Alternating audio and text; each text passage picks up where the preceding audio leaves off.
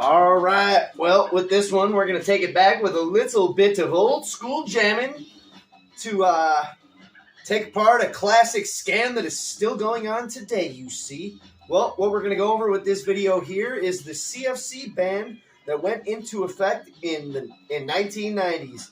In the 1980s, there began a rising movement to eliminate CFCs for industrial use in aerosol sprays and refrigeration units mainly. There's a few other things that CFCs are used for, but they are not of importance, at least to the degree that CFCs are important to refrigeration units. So basically what happened is, the real reason that the ban on CFCs happened is because the patent ran out on CFCs. So they couldn't, well, it would have been cheaper. We'll get into this later. Okay, so the patent on CFCs ran out. I forget which year exactly it ran out, but that is the entire reason that CFCs were banned. It has nothing to do with anything to save the environment. That was just the guise used to push the ban on CFCs through. Okay, so basically industrial corporate cartels came together to coming up with a scam to have CFCs banned for use in refrigeration units mainly. This is the main scam that they were running, is no refrigeration units that use CFCs to operate would be allowed past 1990. So essentially what would have happened is once the patent on CFCs ran out, the cost to produce refrigeration would have drastically reduced because anybody could generically produce CFCs to produce refrigeration units. So literally anybody can do it instead of one giant corporate cartel having control of the patent on CFCs like they used to have. So they needed to come up with a way to ban CFCs so they could come up with a new patented material that could be used in refrigeration units in the future so that they could keep their patent scam running. It was only about making money.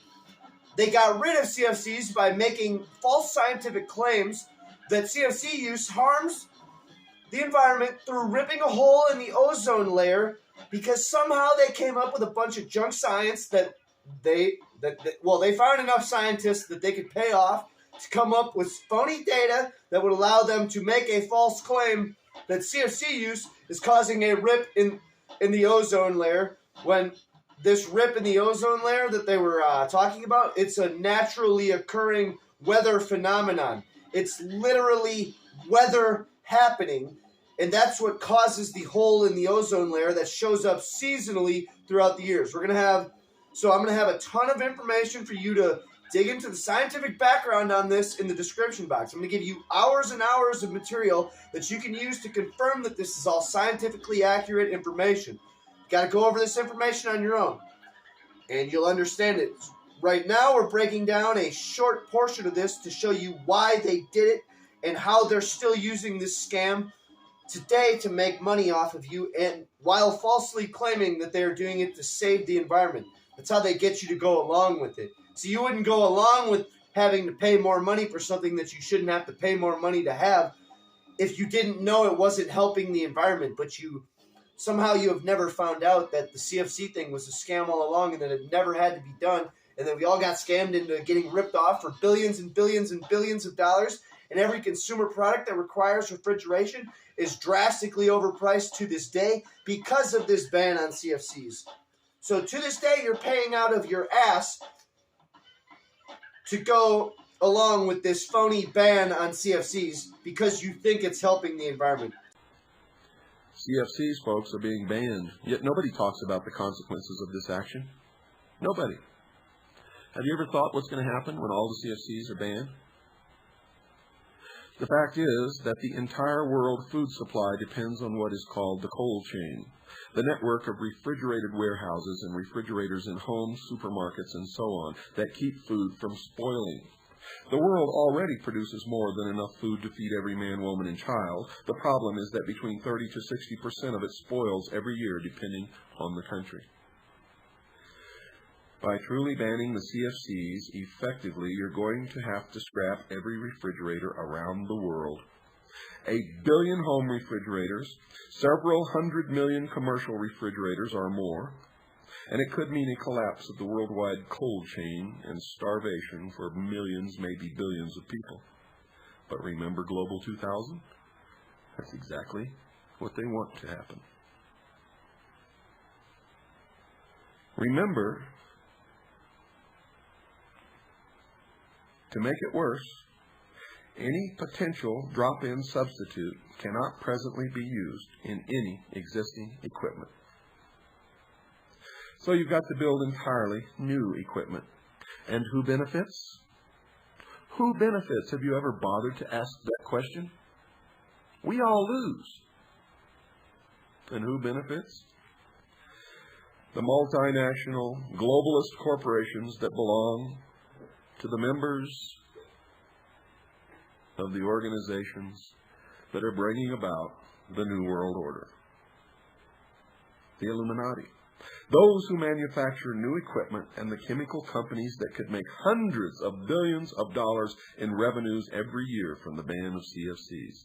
Hundreds of billions of dollars every year, folks. Where's that money going to come from? It's going to come right out of your pockets. Because all frozen food will have its price raised in order to pay for the new refrigeration equipment to keep it frozen and cool. And you're going to have to buy new freezers and new refrigerators and new air conditioners. And your cars are going to have to be retrofitted for new air conditioners if you want an air conditioner. And it's all going to come out of your pocket because you've fallen for one of the biggest hoaxes ever. Because you were too stupid to check on the data and see for yourselves, you're going to pay through the nose. The ozone depletion theory is a fraud. There is no significant increase or decrease in ozone, no significant increase or decrease in ultraviolet radiation. The threat does not exist. It is. So, we eliminated CFCs a long time ago, and yet they're still making the claim that the ozone hole is something that has to be dealt with. So, another thing here we got going is, if CFCs did so much for the environment, why are they still claiming that the hole in the ozone layer is still there? Oh, wait, because it's a naturally occurring phenomenon that they can endlessly pimp for the rest of eternity to rob the taxpayer blind and enrich the corporations that we all claim to hate and yet enrich through our own ignorance, like things like everything we're going over here today. So billions and billions and billions and billions and billions of dollars were made by corporations who created the new technology of refrigeration that would replace the old junk. So they're trying to do the same thing right now with electric cars, but in a different format and mainly using government subsidies to allow for the creation of these electric cars under the guise that they're helping the environment. But the only thing that's making them a viable product in the economic marketplace is the fact that there's government subsidies backing them. They can't lose money. So they're selling you cars that you paid for with your own tax dollars. That's all electric cars are. And the people that are running the electric car companies, well, see, they're the people that did things like make Dianne Feinstein have $100 million worth of property. Those are the people who passed all the lobbying efforts using our congressmen and our Senate to pass horse shit like this that enriches them. Except now it's on an even greater scale than it was with the billions and billions of dollars made on refrigeration in the 90s. So they're always using fear to sell you on this. And one thing you need to know here is that the new patented technology, see, they got new technology, except for the fact that the new technology, they're called RFOs. I might have that wrong. I can't figure it out here. So pretty sure they're called RFOs. And they're less efficient than CFCs. So, like, on every possible level imaginable, they're less efficient than CFCs. If they weren't, well, see, they would have came up with the patent for RFOs first before they came up with the patent for CFCs. See, they used the best technology they had at the time first, and then replaced it with a lesser technology that they could continue to make money on. See, now the same corporations that own the patents on CFCs are corporations like Honeywell, DuPont Chemical, and Arkema. See, these are the same companies that now hold the patents on RFOs. So basically all you did with this is rape your own selves in the pocketbooks. Like, the ozone depletion theory is a fraud. There is no significant increase or decrease in ozone, no significant increase or decrease in ultraviolet radiation. The threat does not exist. It is not there. It has been proven time after time after time. There's one other thing that you need to know. The patents on chlorofluorocarbons, CFCs, are expiring.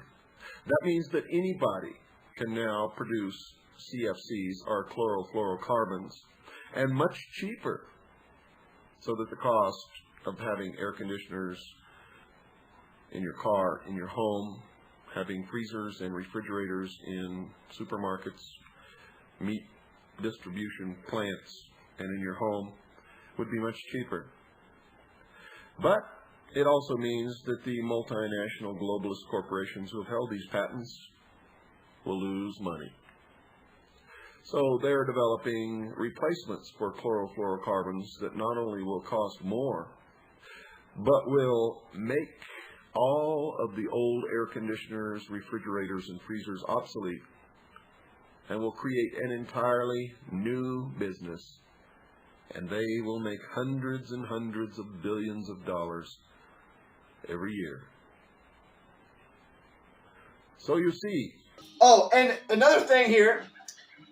These same corporations like Honeywell, DuPont Chemical, and Arkema that own the new patents on the new, less efficient, less useful technology, well, see, a huge part of the reason they did this is so they could rape brown and black people all over the world by charging them more for refrigeration. See, the running out of the patent on CFCs would have benefited nations like Africa, Asia, India, more than anybody on planet Earth.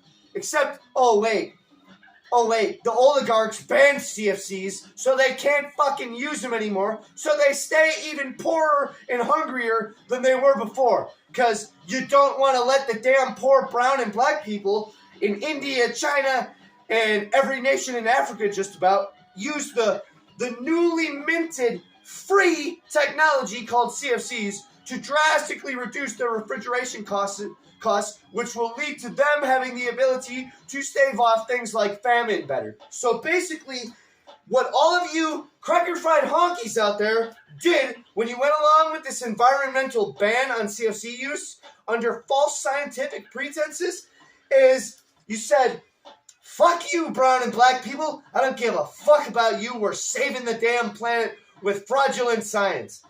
So all you goddamn white liberal devils out there and all you cracker-fried, conservative, deplorable fools who also went along with this, because I'm the only person I've ever known in my life that's ever talked about a single word of any of this, and everybody on both sides called me a nut job from all angles for doing so. Well, here's my big fuck you to every single one of you. Big, fat fuck you to all of you. See, the thing about this is I can get along being poor as hell my whole fucking life. I'll go out in the wild and I'll eat fucking maggots and shit. I don't give a fuck.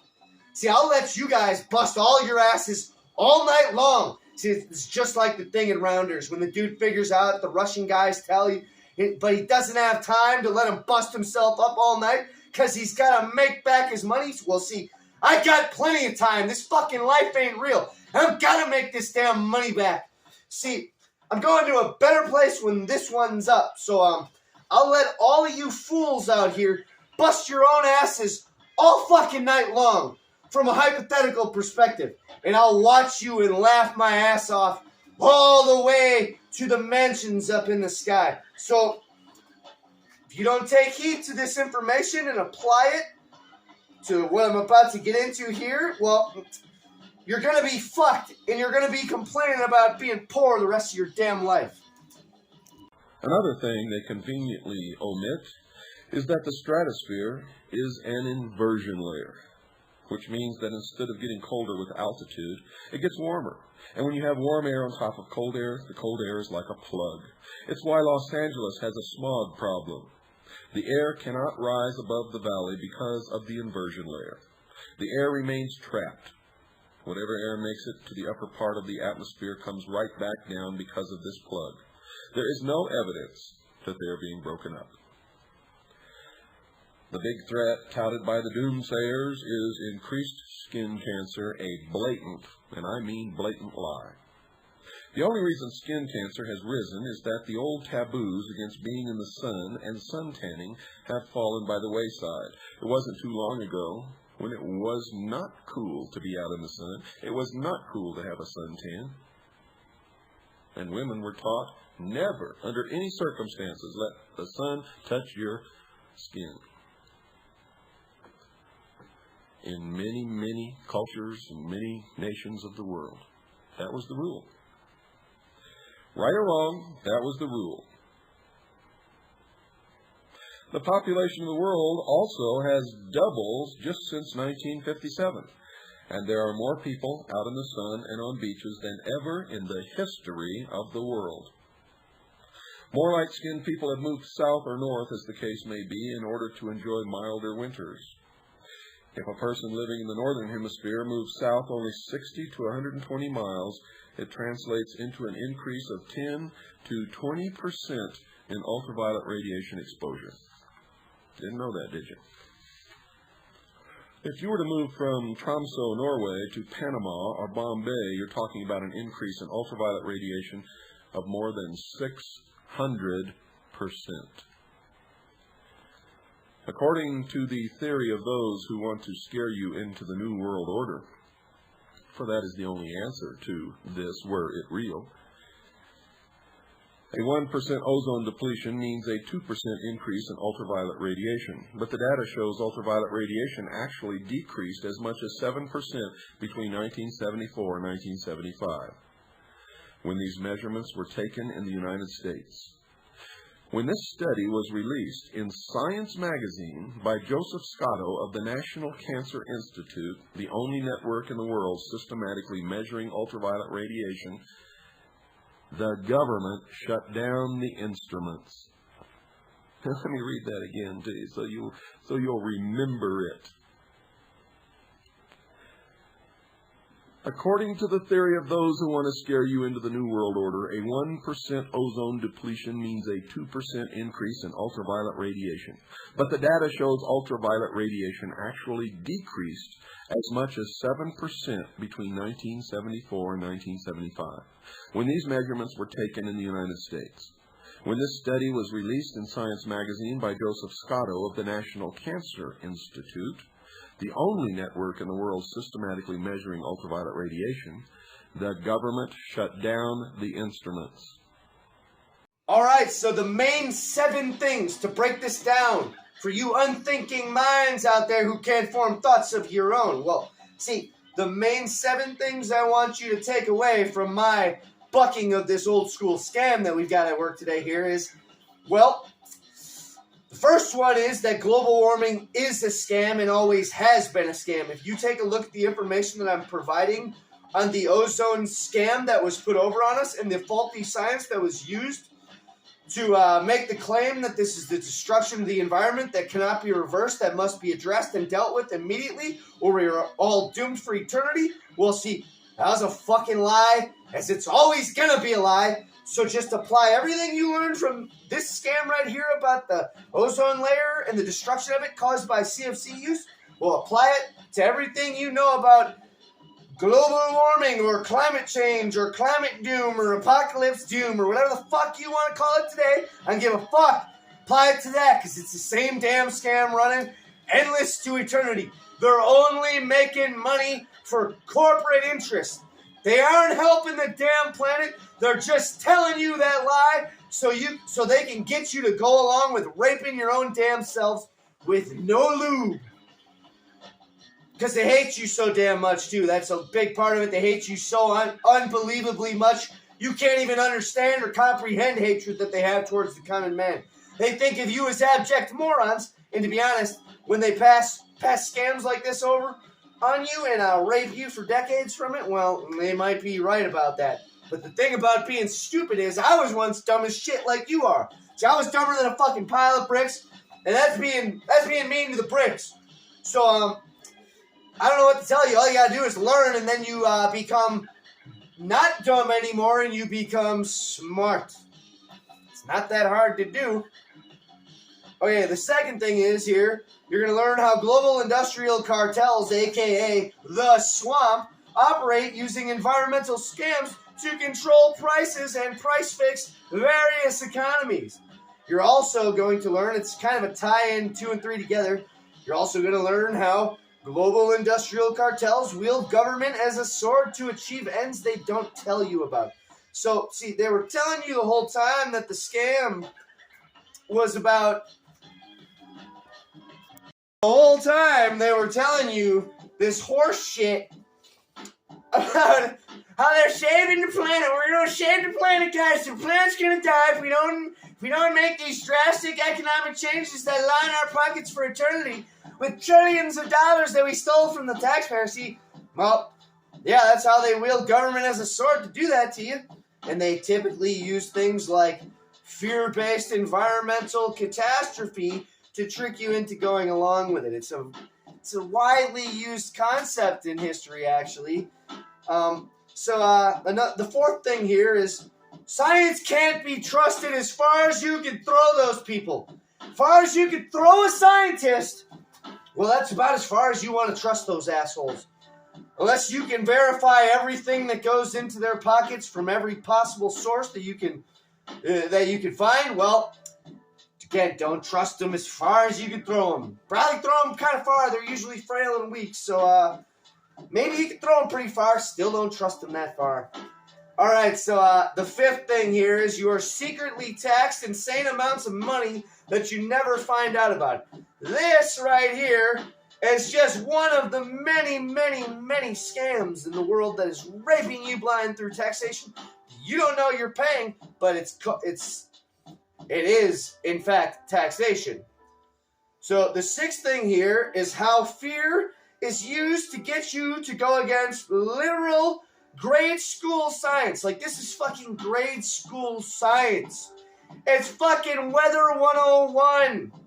Like, and somehow you didn't pass Weather 101, and now you're getting taxed billions of dollars, indirectly and directly, through consumer purchases that you've had to make through the less efficient, less long-lasting technology. Oh, and actually, an addendum to number 6 that I forgot about. They got another fucking scam going on the refrigeration front. See, you know, you go to Home Depot, you walk in there, you gotta buy your new fucking $3,000 refrigerator. Well, that piece of shit is only gonna last fucking 5 years. For some environmental reason, they have to make a fucking fridge that costs you $3,000 that only lasts fucking 5 years, and you gotta go buy a fucking and it'll be $5,000 the next time you gotta buy it. So that's an addendum to 6, 6.5 we'll call it. Now number 7 here is you're gonna learn that supply chain manipulation is in fact nothing at all new whatsoever. It's been going on for ages, and it was put into place long before supply chains entered your mind with the literal insanity that befall all of us under the also false guise of illness that we know as the hoobity joobity jabbity boobity. Yeah. Oh, and also an addendum to number 7 here. If you want to see another thing about supply chain disruption, research the meatpacking industry that ties into this refrigeration that we're going over here. If you research the meatpacking industry, you can also find a corporate cartel that took over all butchering services in the United States of America. See, back when this country was still a country, they had a butcher on fucking every corner. Every corner of the country had a fucking butcher on it. Literally every damn corner. Not quite, I'm exaggerating, but it might as well have been every damn corner in the city had a butcher on it. So there came into this an industrial cartel that took over all of meatpacking. It's honestly a whole fucking thing. Like, I could make another hour video on this alone. So I'm going to throw some links in the comments for you to learn about this on your own. just know that a corporate industrial cartel took over meat packing also, and that also ties directly into this refrigeration movement that we're going over here with the CFCs and the drastic rise in the cost of refrigeration units that was caused by the move away from CFCs for false environmental bullshit guises. Well, see, that also ties into the scam in the meatpacking industry, which I might make a whole fucking video on. If I get time, who the fuck knows? Al Gore with the #1 environmental hit, Scare You. Oh, yes. Yes. You're all supposed to be scared to death. Because there's holes in the ozone layer. The CFCs are gobbling the rest of them up like little Pac-Mans running through the sky. They also claim a drop-off in CFC concentrations going from 100 to 5 parts per trillion in just the first 2 or 3 kilometers upon entering the stratosphere. The ozone depletion proponents say the concentrations get lower because ultraviolet radiation is breaking up the CFC molecules, and the stratosphere is the only place where there are intense enough amounts of ultraviolet radiation to break down the CFC molecules. What a crock. The stratosphere starts around 25 kilometers above the Earth's surface, and very small amounts of ultraviolet radiation in the range necessary to break down CFC molecules get within 30 kilometers, folks. In order to find the significant concentrations of ultraviolet radiation that can break up CFC molecules, you've got to get above 40 kilometers. CFC molecules just don't make it up that high. They're heavy molecules. So it can't be ultraviolet radiation that's getting rid of the CFCs, which is then supposed to be releasing chlorine, which is then supposed to be destroying the imaginary ozone layer. Sorry, folks, it just ain't happening. It's not going on. You've been hoodwinked. The favorite Freemason term. You've been hoodwinked. Hoaxed, lied to, scammed. But you know what? If you weren't stupid, it could never have happened. When I use that word stupid, I'm not talking to those of you who do use your head, who can think, who are searching for the truth, and who do verify before believing. All right, so what do we do about it then? All right, well, it's pretty fucking simple. Let's see here. We roll back the CFC ban. We disengage entirely with the international community that wants to uphold this scientific fraud. We also educate the international community while rolling back the CFC ban for ourselves and exiting all international treaties done in the name of CFC ban cooperation. So we roll all of those back. We eliminate them from all code books. We prosecute and jail everybody involved who is still alive with this fraud. Everyone involved with this fraud who is still alive, we prosecute them all. So we make it known that these types of frauds will not be tolerated. And then from there, we educate the international community on why they too should roll back the CFC ban and eliminate all bans on CFCs, and how it will drastically help their economic interests for essentially, well, until Jesus comes back, because we're pretty much in the end times. I mean, I could be wrong about that. Could be for a lot longer. We'll fucking see here. We'll see. So, yeah, that's what we do about it. I mean, it's not very difficult. It's grade school science, as pointed out in the presentation here, and supported with the supplemental information that I am providing to you to further educate yourself on this matter. And quite frankly, if you've listened to this thus far and you don't understand why this needs to be done, well, I don't know what to tell you. You're fucking stupid, but here's the thing. We don't need you to get anything good done. We really don't. This process only takes, shit, if we had like 14% of the population on board with literally anything at all, literally just 14% can overtake all. We could do it with 3%, but 14%, we'd be a tidal wave so strong you wouldn't even know. You'd never see anything like it in history. And it would also be the first time in history that something happened in humanity where we actually came together in the name of true science rather than false, eugenical, genocidal, maniacal science, false science, dogmatic, occult, belief-related horse shit that is used to tax and ensnare us into a system of government we will never escape from due to literal corruption that could never end, because you can only end corruption with solid fact. For my people perish for lack of knowledge. And they also get taxed and enslaved for their lack of knowledge. Oh, and I already went over this a little bit here, but I'm going to spend another few minutes sending a special shout out to all the liberal fucking retards out there who have put this over on all the black and brown people that they claim to represent. All you fucking assholes claim to represent black and brown people the fucking world over. And then, when confronted with a scam like this, you back down and say, "You're a conspiracy theorist. You're dangerous to society." Like, the same fucking dude be like, "Hey, you're a danger to society. I don't like you saying that stuff that would help black and brown people the world over. I don't want to hear that fucking conspiracy bullshit, because it makes me look like a fucking retard." Color me shocked when I hear that every fucking time. Like, I hear this shit every day of my life. "Oh, yes, you're a super racist, Trevor. Trevor Hamburger is a super racist."